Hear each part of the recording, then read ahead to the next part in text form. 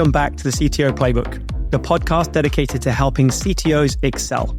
I'm your host, Adam Horner. With 30 years in the industry, including over a decade as a CTO, I have coached and mentored more than 100 engineers and tech leaders. This podcast covers crucial topics for CTOs, providing insights, strategies, and practical advice to help you excel in your role. In this episode, I'll be speaking to John Broome, who has been working in product for over 20 years and in senior product leadership for more than a decade. John and I talk about just how close the engineering and product teams need to be for success. We hear an amazing story from John about a colossal waste of engineering time from his time in banking, and we learn what he thinks you and all your engineers should do to hold your CPO and product team to account. John, welcome to the podcast. Thanks very much for being here today. It's great to have you. How are you doing? Yeah, I'm doing good. It's fantastic summer, so that always makes me happy. And then, of course, basically speaking to you, Adam, what a bonus. Wonderful to hear it. Good stuff.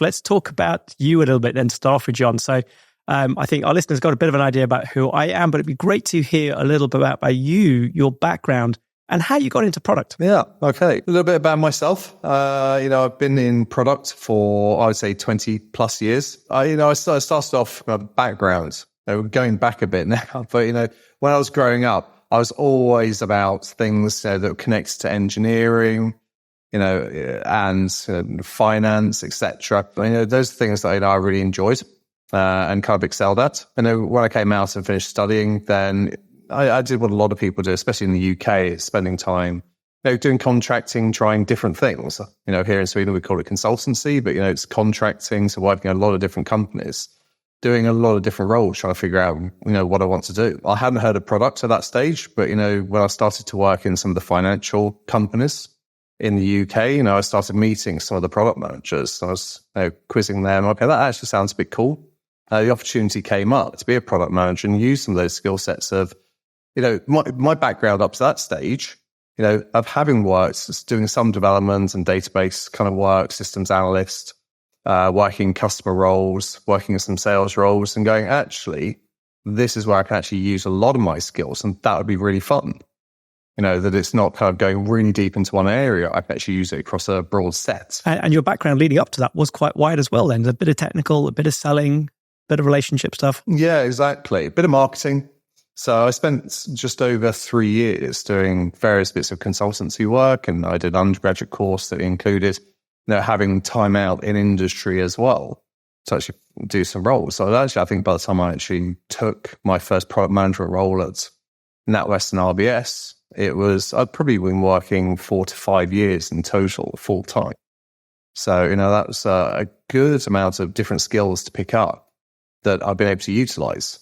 I think it informs a little bit my opinion when it comes to product management and who makes the best product managers. It's not, hard and fixed and stuff like that. But I think, I have seen a correlation during product managers I've worked with over the years. There's a bit of a correlation towards their background experiences and kind of what they've had and actually how easy they find it to actually kind of do the product management role. Definitely initially. Right. So definitely sort of breadth over depth, for example, training or background, I think then. Yeah, exactly. So, I think there's been a lot of product managers that, they've developed really, really well. But coming into it from just kind of one area and angle, you've seen it from the outside. You come in and you can go really deep and be really skilled in that one area of product management. And then you find out, oh my God, I've got to do all these other areas as well. I've been doing that. And they learn really quickly, but it's a real baptism of fire. And even if you've got the broad set of skills from elsewhere, it's still a baptism of fire.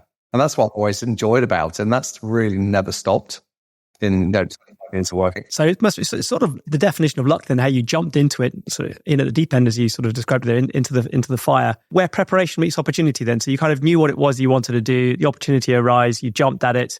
And so what, clearly you've been with it for quite a while. You said over 20 years. So what is it that inspires you to keep sticking with product, even though you've got all these other areas that you could leverage as well as skills? I think every day is pretty much different.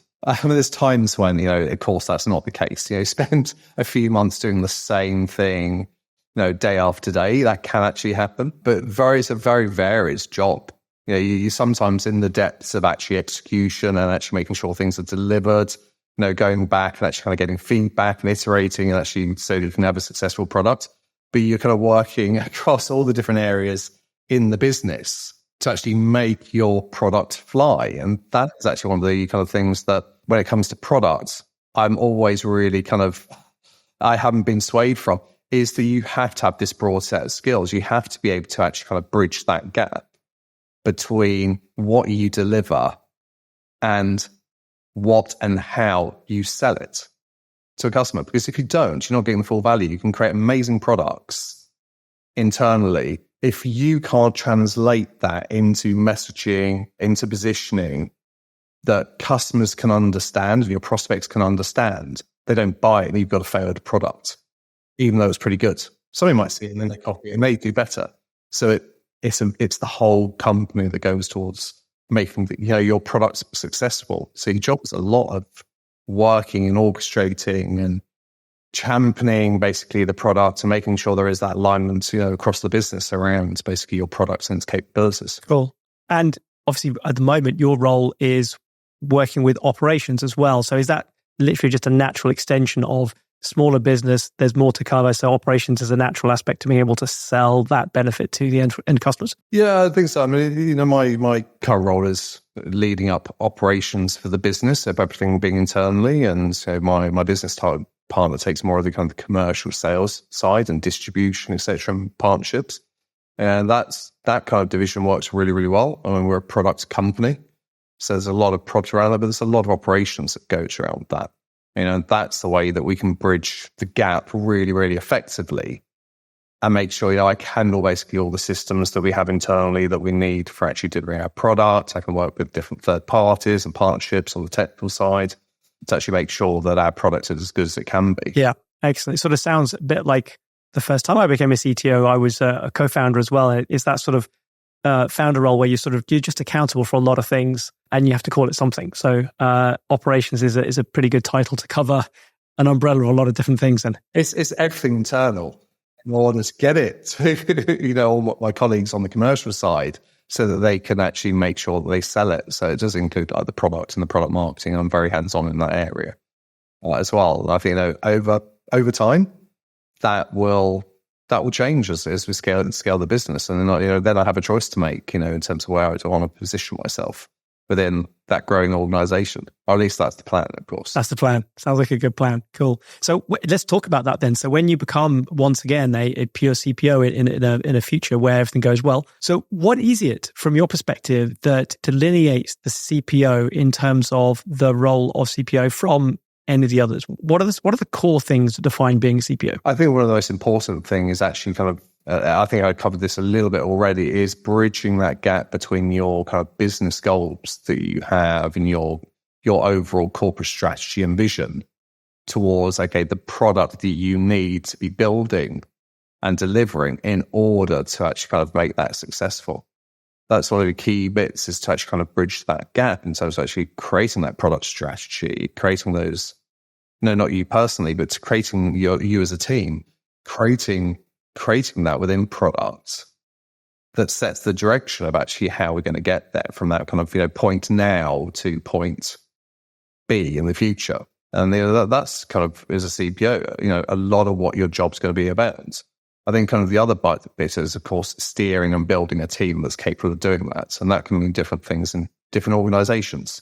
Sometimes it's pure product management in terms of your organization. Sometimes it includes UX, product design, analytics, etc. Sometimes, occasionally, I've heard they include basically customer success parts as well, or support. So I think there's a lot of different ways to construct basically the product organization in terms of the rest of the organizational design in order to actually make that happen. Cool. So there's a lot of variance on it, but what I'm hearing is the core of it is almost universally true then from your perspective, is understanding the user, the customer, the buyer, and translating that into a product strategy that works for the business. Yeah, absolutely. So it's the customer needs, the true customer needs, understanding those. And from a business perspective, but also as a product perspective, as a CPO, that is one of the areas when I've gone into kind of businesses which may have not had the strongest track record within product management.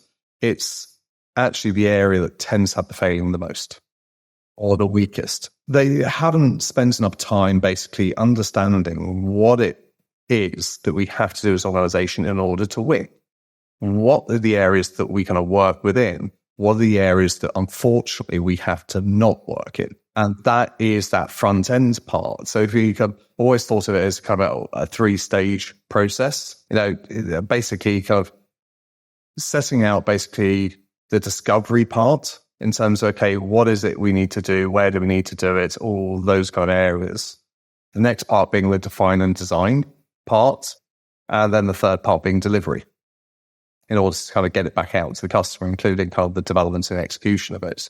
I think that's the simplest model. It's like I think there's 4Ds and 5D models out there, but it's a 3D model for me. And I felt that, the middle part is the bit which actually I think gets handled the best in organizations. The delivery part. It's very tangible. You can see it happening, etc. And unfortunately, that's half the problem. And then basically, there tends to be sometimes some problems in anchoring and the problem of actually the final part of that delivery to get it to market. In terms of how do I communicate it, how do I position it?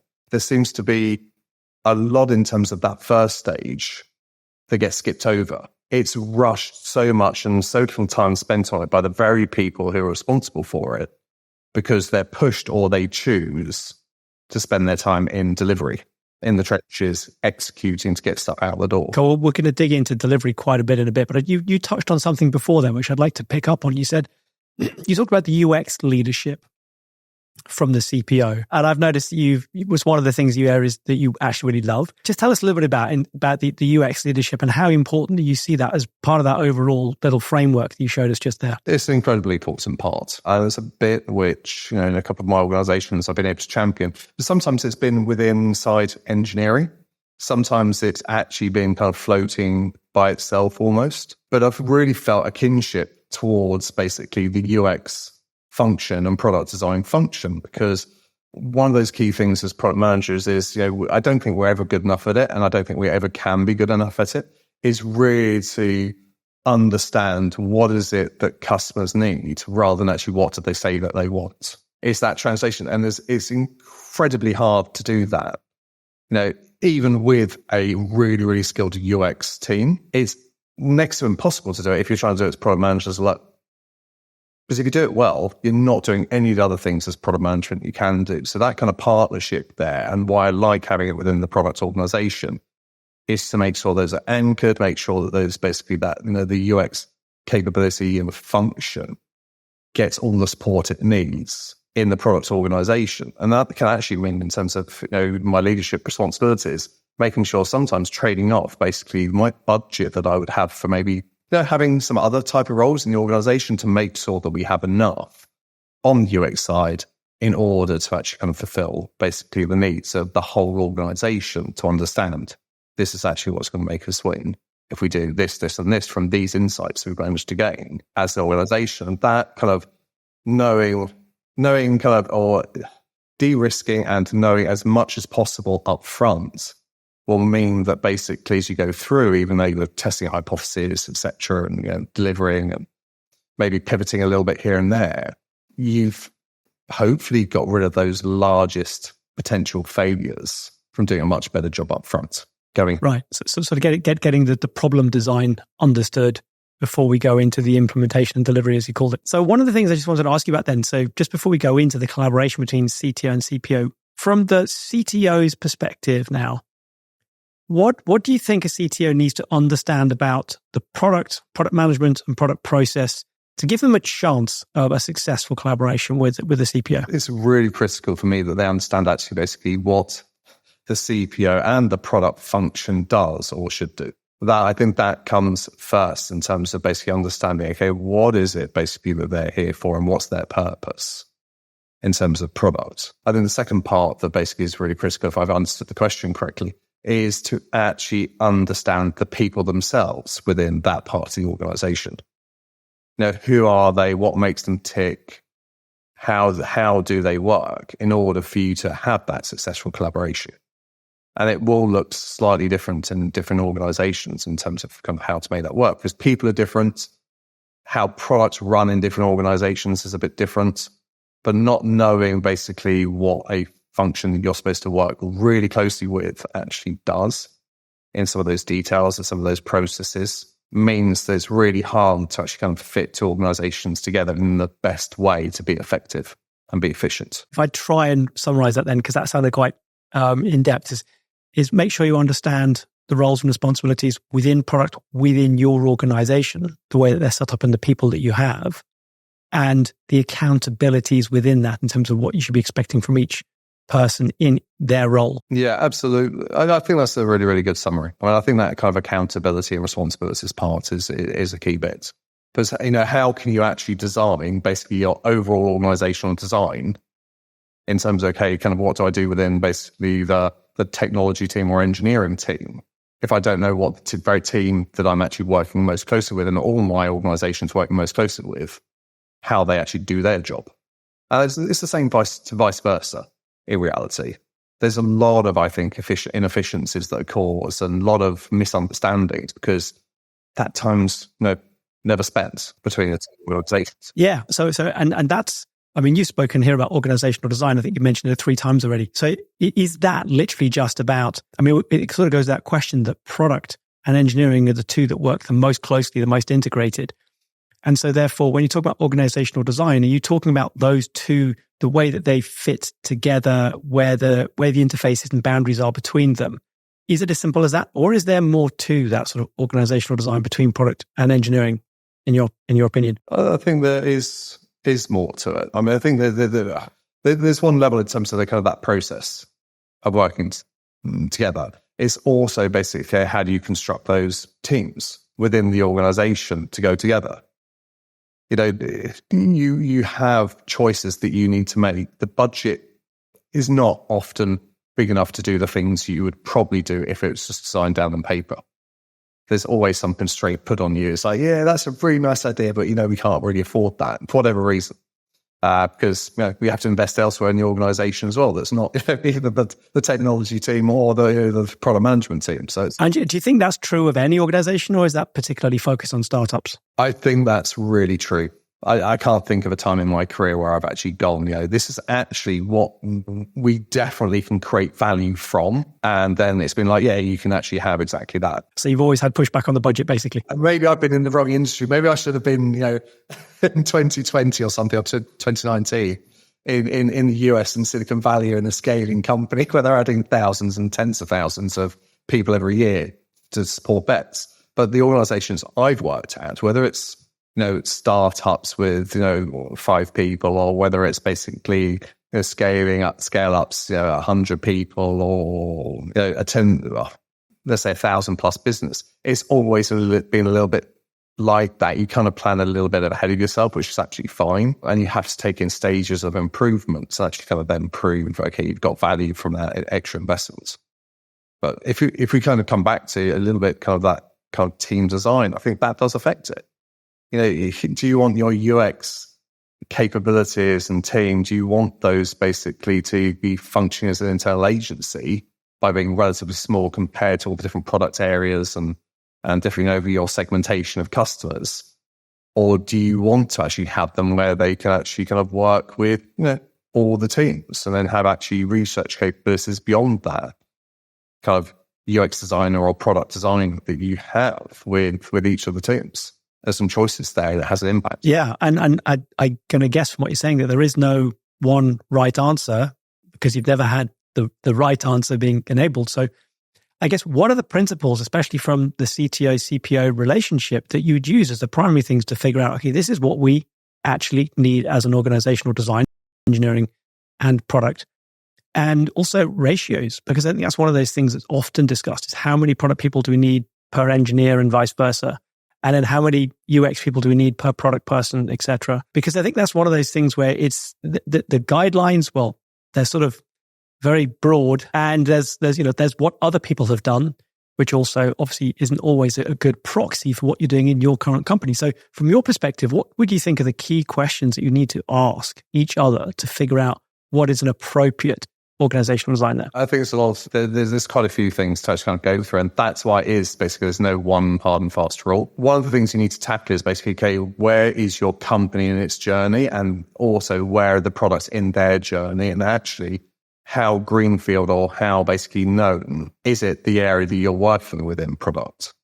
I think all those areas actually influence basically how you decide to set up your teams. I also think knowing kind of, okay, what do you have within each team in terms of competencies is also really, really important. So let's say from the product side, because that's what I kind of responsible for most, there's times where actually a team is going to be the most efficient and the most effective if it has a dedicated product analytics person attached to it. There's more than enough work for them to actually do with a team, in a team.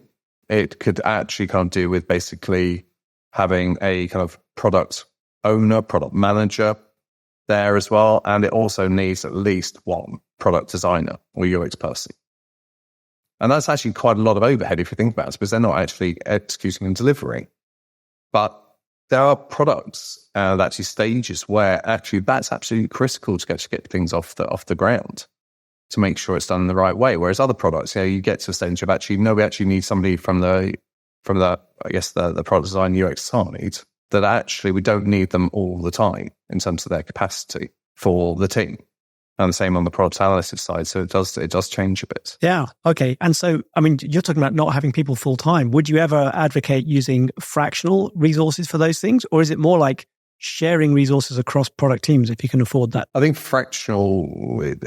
think occasionally to do it. I don't think you plan for that. I don't think you can plan, you have 20% and that's kind of it. So that's going to be nice and stable. As soon as you get into that, you're in agency style.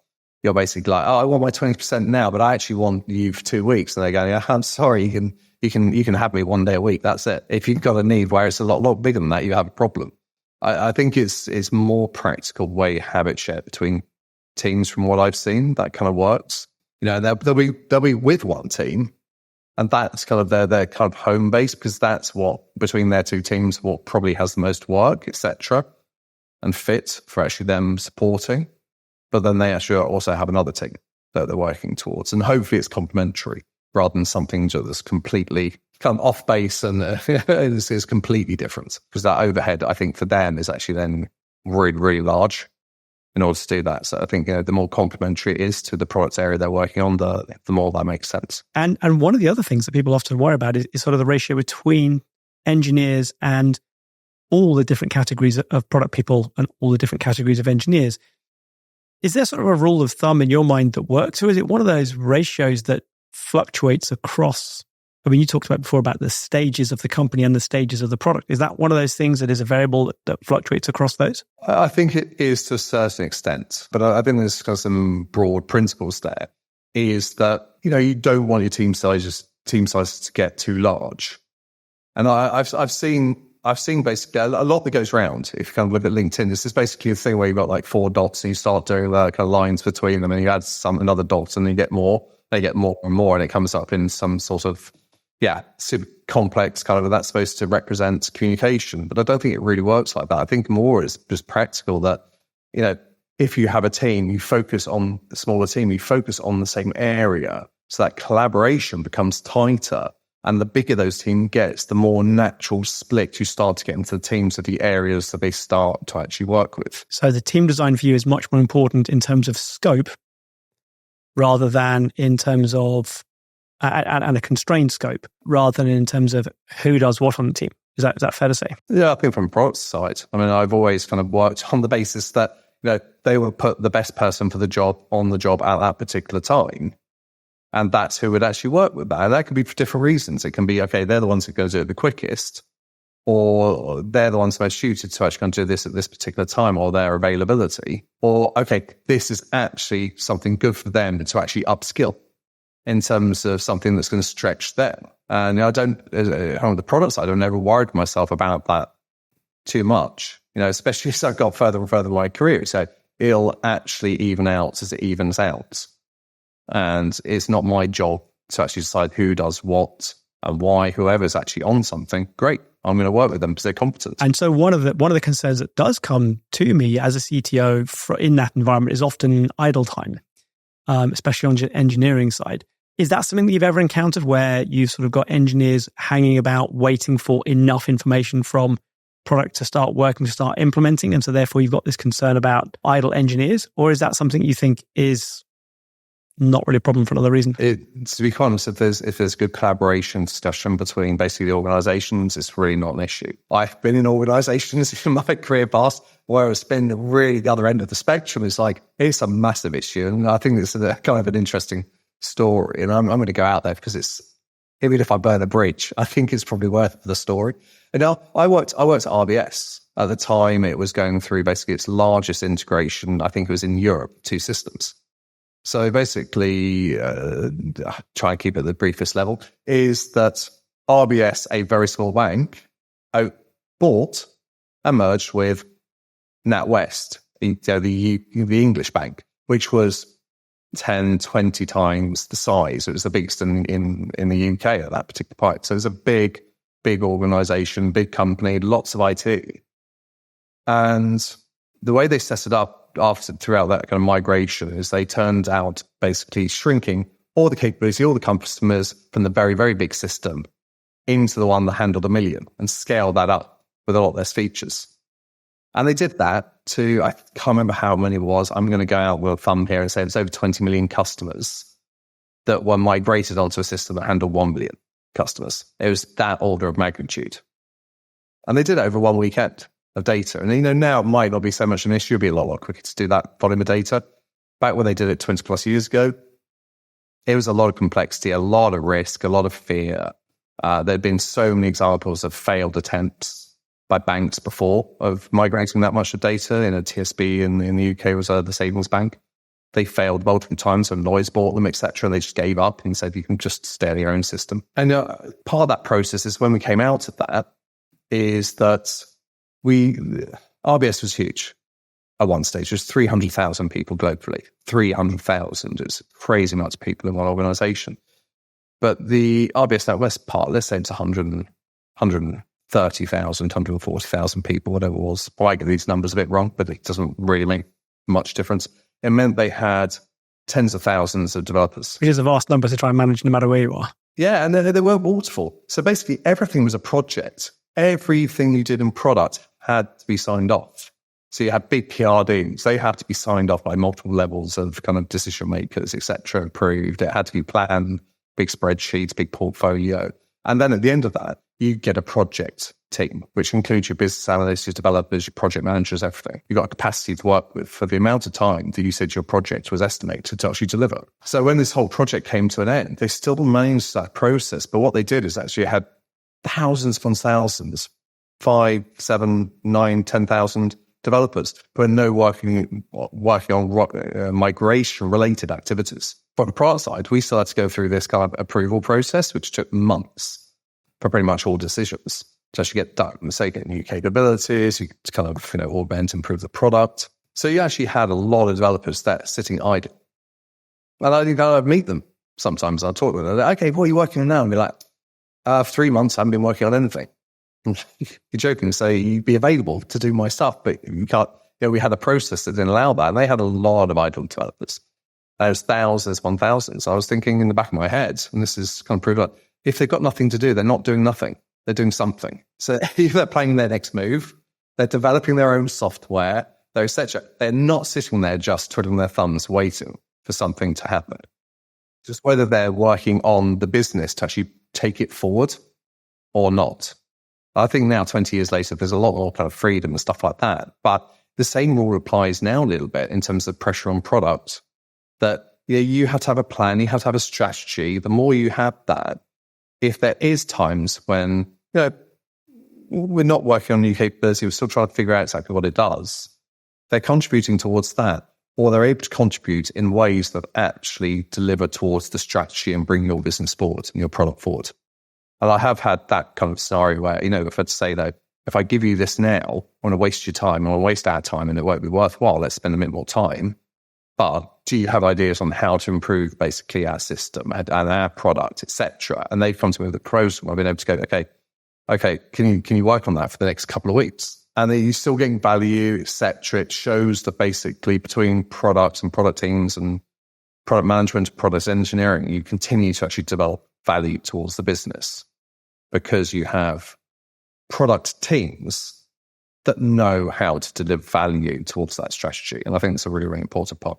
So I getting to a very long-winded story, but getting towards the end of it and the point of it is I don't really feel that I've actually seen it as being that much of a problem in the last 10 years in my working with product teams. And maybe I've just been lucky, but that's been my experience. But in terms of your approach, but you must have learned from that experience of having thousands of engineers being idle. What you mentioned there, that it comes down to a collaboration with the engineers, I presume therefore with the CTO as well, to say, hey, let's find some projects to fill in the gap because we need more time in product to get you to be building the right thing rather than just building the thing right. And so therefore it's not necessarily busy work, it's valuable work, but it's something that's not product driven then. Absolutely. And I think that's fine. I think you have that collaboration. I mean, the reality is when you're working in product, you shouldn't be doing stuff is like, okay, this is only my idea that actually gets treated as being valuable.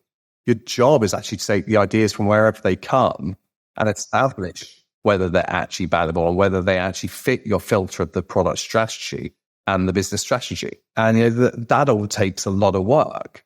So it's not being kind of in the product, you're not being the idea generation machine. And I'm, as a product manager, I'm the only source of basically innovation. Your innovation is supposed to come from everybody. And you're supposed to basically have a way to actually say, okay, which of these ideas can actually provide the most value for our organization and based on the strategy or the goals that we have in our team. If you set something as being goal and outcome driven, it becomes that much easier. Everybody can then basically contribute towards this and the ideas can come from multiple places. And the more you communicate that from our product organization, the easier is it for the organization around you to contribute and support and actually champion, actually building the best products. And that has benefits in more areas than just the product that goes out. It actually means that people feel attached and they have ownership of the product that they're working on. So from the perspective of CTO and the engineers then, from your perspective, it's don't panic if product aren't delivering stuff for you to do. Get involved with understanding what it is that product's currently working on, contribute to it, and use a time when you haven't got active projects coming from the product team to be proactive in the other areas of the engineering that need doing, whether that's, some examples that often come up are refactoring, stabilizing the system and, experimenting with or working on new proofs of concepts for smaller areas within it so that you can then contribute that to product as an opportunity or a possibility for the future then. Does that sort of fit with what you're saying there? Yeah, I think it does. I think even more so is basically if you're working together and collaborating together properly, there's always a list there that's ready to do. And you always know why it's actually valuable to do it. It's not something that suddenly comes out of the open. Oh my God, we now have this panic and nothing to come do. Okay, we've already been talking about this. Now we have an opportunity to work a little bit more on those areas. Because we know that they're valuable. We've aligned on that already. Than we thought. And that's a big bonus. I think that's really important that you are working together and they have that kind of close alignment between you're working over a strategy, you're working maybe over your roadmap, and you're all contributing towards that. You have kind of 100% capacity, and how you slice that pie is kind of up to you. And there's always more to do on it than you have time to do. So hopefully you'll have areas to work on that provide value that actually meet that strategy, so it can come from different areas at different times. Yeah, that's awesome. I'm amazed we've managed to get this far into the conversation, and you only just mentioned roadmap for the first time. I do love a good roadmap. Everybody knows that about me. I love multiple roadmaps. Let's be clear about that. It's not just one. So let's talk about that because I remember when we collaborated together, the roadmaps plural was always something that you had a big thing about. So let's talk about your version of multiple roadmaps. Yeah. Okay. I think basically if you start from the outside in, that's what you should end up with. Because the reality is not everybody needs exactly the same message from you. It has to come down to the same source. But if you're presenting to the board, do you really want to provide them basically your internal backlog at that level of granularity and expect basically the message you want to come across well? It won't. You need to abstract to actually have that up at a much higher level in terms of the value that you're going to create for them to understand and have time to kind of connect that to all the other things that they do as a board working part-time, with your business. So if you start on basically who the audience is, basically a roadmap and the purpose and what they want and what they need, then you end up with this, well, actually the roadmap that I'm going to have internally is probably the kind of most detailed one. I'm then going to have one which is for sales. I might even have two. I have the one that I would take if I'm in a meeting with sales. And I have the one that I'm quite happy for them to actually have and actually communicate that information, which may be an abstract at a lower level in terms of the amount of details it has on it. Because then there's less risk of it being oversold, basically. Like I said, the public version of the roadmap then. Exactly. And already we're now talking about 4 variants of the roadmap. But if you have a good tooling, it should not be that hard and take that long to create the different variants of actually that roadmap. More work needs to go on what goes in. Yeah. And on that note then, do you see there being value in having a different product roadmap set from engineering roadmap? Or is that an area where you think that there should be a single version of the roadmap with the engineering aspects and the product aspects together? It's a question I get a lot from in my coaching environment. I go with the one roadmap approach in terms of your internal roadmap. I think you can have 2 separate swim lanes. That helps to have on your roadmap just to basically visualize those, or you can use color coding if you like, but there's normally a risk in terms of, okay, actually you're using color coding for something else as well. In terms of, the externally facing stuff, you have the stuff, what's contributing towards, I don't know, improved conversion, what's improved towards, I don't know, what else can we use? Growth, for example, or direct revenues. So you get those. So I think with swim lanes kind of works well, but it is one roadmap. You have a choice how much you spend on building the foundation, maybe solving historic problems, building a foundation for the future because you've said, okay, this is how much we're going to grow, and we forecast we're going to grow, and actually product has to do this and systems have to do this, etc. Compared to how much do we of our time? Okay, we're back to slice the pie. How much time we spend on new features, for example, or some enterprise businesses will be like, all the stuff we've already committed in contract to customers. I mean, it can be a little bit like that. Yeah. No, but it's interesting that you split it out into 2 swim lanes, because I also do see that as almost like a variant of the roadmap, because it's one of those things where it becomes flexible as to which bit gets prioritized when. And I remember working with you thinking, oh, great, John's told me to hold off on starting to implement this particular area of the product. I'll take that time to implement one of my technical projects that the engineering team had told me is necessary in order to reduce costs or make maintenance easier or so on. And so, so I sort of viewed that as being 2 different roadmaps. So it's very interesting to hear that you say you still view it as one roadmap. Yeah. It's, you have one set capacity, you don't magic. Unfortunately, you don't magic, additional capacity.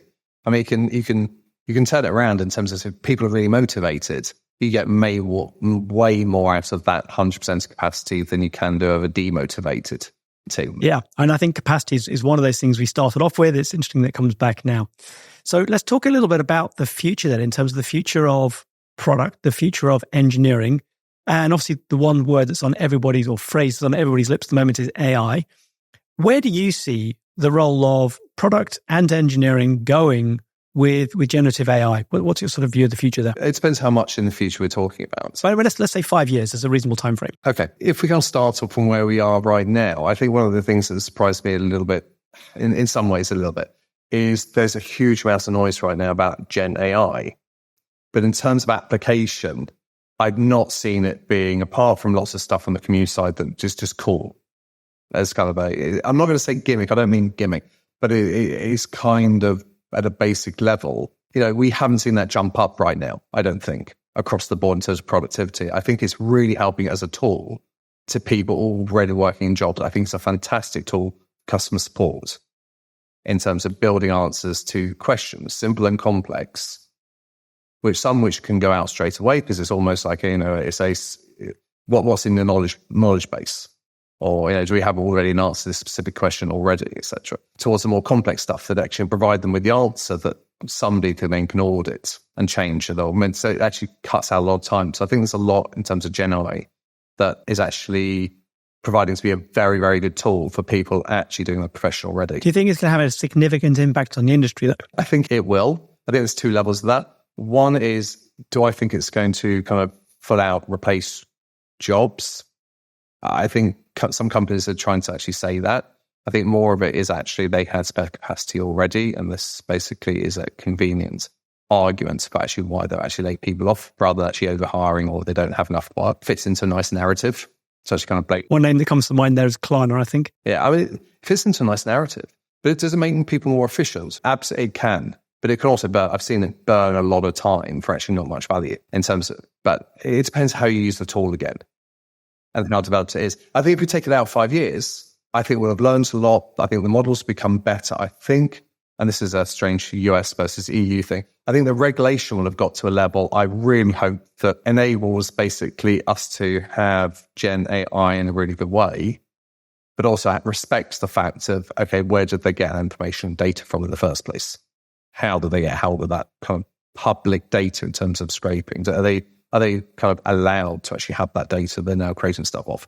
So I saw one thing on basically, it's more on the art and creative side rather than text, where the video that was used, I looked at it and I actually looked at the characters, I looked at the flow and said stuff, and I was like, okay, that seems to be a mixture of 3 movies here that's created this. I can see where the different characters and which basically Pixar movie they actually come from. They're so well referenced towards that. It feels a little bit kind of like if somebody's creating a full movie of that and putting it out there. So it's more replicative rather than generative in that case then? Yeah, I think so. I think it was not abstract enough and it hadn't come far enough away from actually the original items. But people are going, oh, this is actually kind of amazing. And I said, well, it is in one way. Another way, a lot of people have put a lot of effort in actually creating the originals from that. This is actually a derivative of their movies. So if you were to kind of sell it, okay, most of your money should actually be really going to them. But that's just a personal opinion in terms of kind of how these models are built and off whose data, etc., and who actually owns that data. So still somehow in the uncanny valley. It's not quite there yet. It can see potential, but there's more work to be done from your perspective in terms of Gen AI. And do you see the relationship between the CTO and the CPO evolving and changing, or is that something that's relatively the same as it has been for the last 10 years? I personally think it should be the same. I think that there's been so much. I mean, I don't know whether it's the same in every single function. So I'm a little bit focused on products, and there's so much stuff that comes up. Airbnb comes out. It comes out and Brian presents this thing, and it all blows up in the product design and also the product management space about kind of what's really said around product managers. But I think that the true aspect and the role of the product manager has not really actually changed in a long, long time in terms of what we're doing. In terms of actually how many of our products being kind of software orientated, that is something that's changed over that time. But if you actually have product managers that actually are product managers and product designers that contribute in terms of product design and basically engineering that are contributing in order working a team, that model for me still works. Which is why in the back of my head and kind of the way that I kind of approach product managers, always from the commercial side.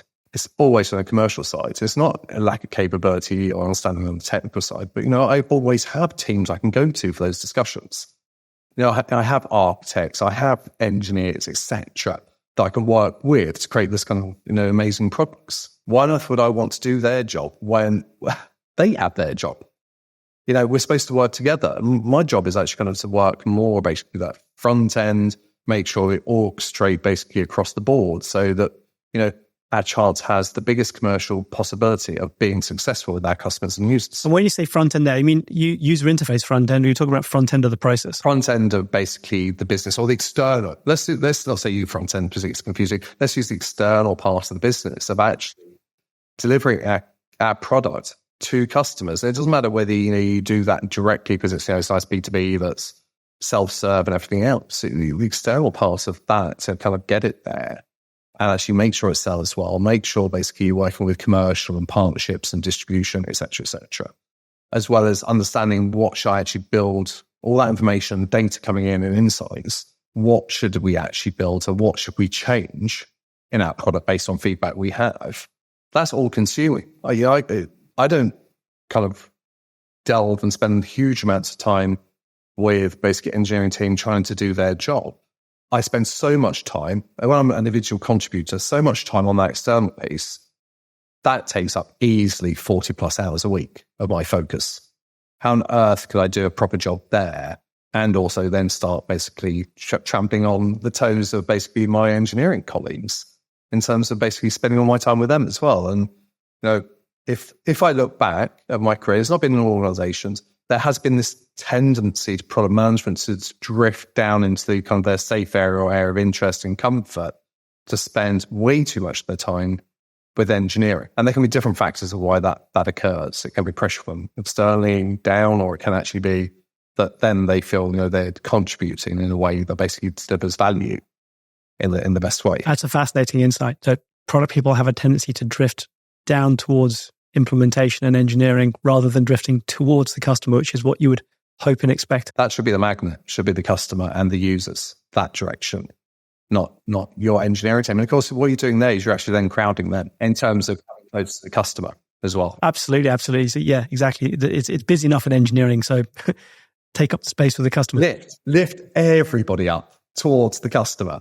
That is basically the most important part, I think, in product management, is basically creating that and putting people with you. Some people are more comfortable with it than others, but everybody being close to the customer, that doesn't mean, we'll have basically engineers out there 35 hours a week talking to customers all the time. I mean, it doesn't mean that. It means being able to actually kind of have those in conversations around the customers, sometimes actually contributing in terms of the research or actually visiting customers so they can actually work with them directly. Actually taking those conversations is incredibly valuable to everybody, including yourself as a product manager. I think that's something that any product manager out there and also engineering leader, I'll take that with them. That if that's not happening in your organization, take that battle. Really, as an engineering leader, take that battle with your product organization, your commercial organization, your push them out towards the customer. It's like, we need to actually kind of get more of that direction. That has to happen for everybody's sake, including that's a wonderful practical tip, and that's a really clear one. Have you got any other sort of practical tips for CTOs and engineering leaders who are working with product teams, product leaders, and CPOs today? I think one other kind of practical, I mean, there's always loads of kind of practical tips, but one other one is actually spend time with basically the product leadership, but also the product managers directly. I think fostering basically that relationship is really important to actually kind of how you collaborate, actually kind of having that kind of open door policy kind of between you internally, that you can collaborate, you can go to each other, you can share information in a really good way. You can understand how to share that information. I think that's a really critical one. Because there is, I think we kind of did this kind of out of Phoenix, and you do have different personalities in individuals, and you can kind of segment that however you want. You can do 4 colors is one way. There's lots of other ways of actually doing that to really understand kind of which direction somebody comes from, whether they're more analytical, they're more creative, or etc. But spending time with somebody, you get to really understand how's the best way for me to collaborate with them, how is the best way for me to communicate with them, when is the best time for me to communicate with them, what's going on in their kind of life as well. They can affect, sometimes I have a really bad day at work and I'm in a bad mood, and there's probably a reason for that. There's probably something else that's happened outside work. So I think, having that relationship at work is really, really important in terms of actually being effective. And the only thing that's actually going to work in doing that is spending time with your counterparts to really understand basically who they are as a person. I think out of that, you can then spend time to collaborate around, okay, are we aligned in terms of our business goals and our business priorities? So another tip, spend time on that, because if you run your own race, you'll be running your own race. If you do that independently, you have to work together in terms of what's the best way to actually deliver on these business goals, short, medium, and long term.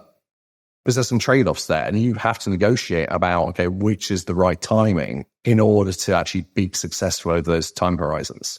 And you can't do that if you're doing it in a kind of bubble and you got one plan basically for your product and technical, your architecture, et cetera, and you got product going off. They go, "Oh, fantastic! I've got 100% capacity to build great things." I mean, there has to be that balance there, and that happens to these discussions really at the alignment. Cool. So if I try and summarize it down to 3 points, then it was number one, make sure you're pushing the product team out towards the customer rather than sucking them down into engineering, and indeed push engineers towards the customer as well. It was integrate closely between product and engineering. It's probably the closest relationship there is in an organization in many cases, especially in a product organization. And the third one was focus on the business goals, on the valuable output. Is that fair? Yeah, absolutely. I mean, I think basically aligning over the way you see those goals and discussing it, you get the value of actually improving your own understanding of them. Actually, from my experience, you read it in independence. You go, "Oh, I've got this. I've spent time on this. I 100% get it." And you have that conversation with basically your CTO. You go, "Hang on a minute. I need to rethink a little bit. I wasn't quite right on that one."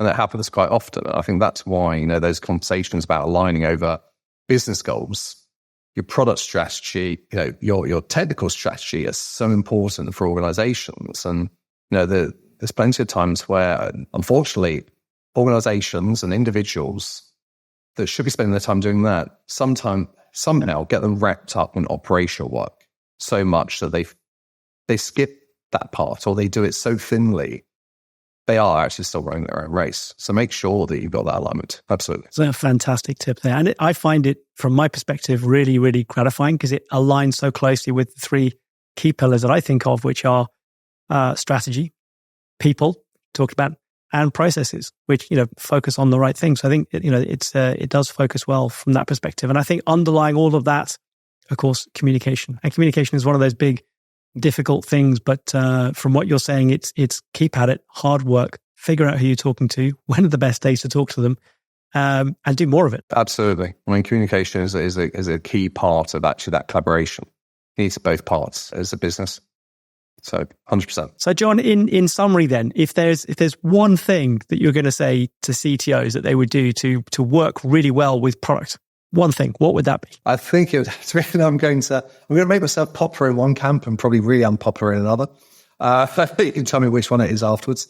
For me, one thing that CTOs can really do is actually not to allow product to actually get away with shit.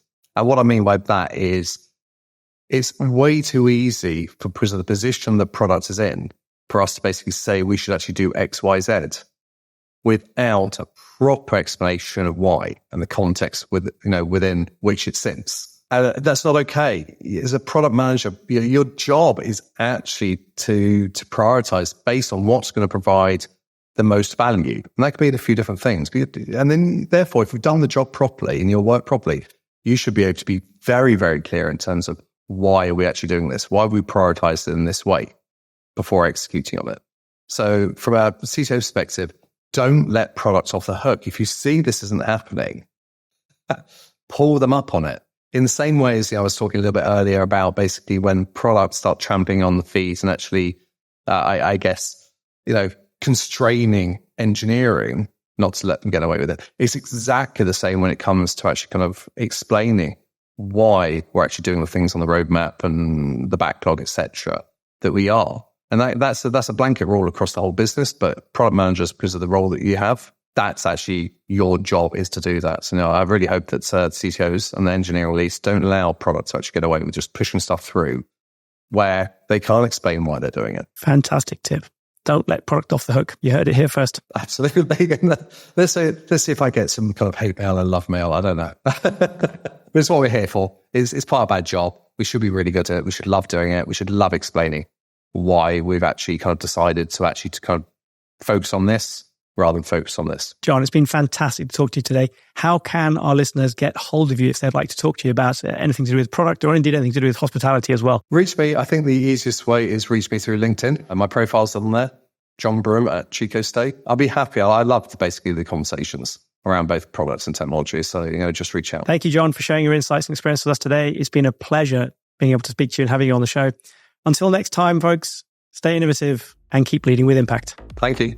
Bye-bye. Thank you very much for listening all the way through to the end. Just before you go, I'd like to ask you for one thing in return for putting together all these episodes of the CTO Playbook podcast for you. Please leave a review. Wherever you're listening, whether that is Apple Podcasts or Spotify or whichever platform you're on, leaving a quick review will help more CTOs find the podcast and enable me to create more great episodes. Thank you for listening, and I'll see you on the next episode of the CTO Playbook.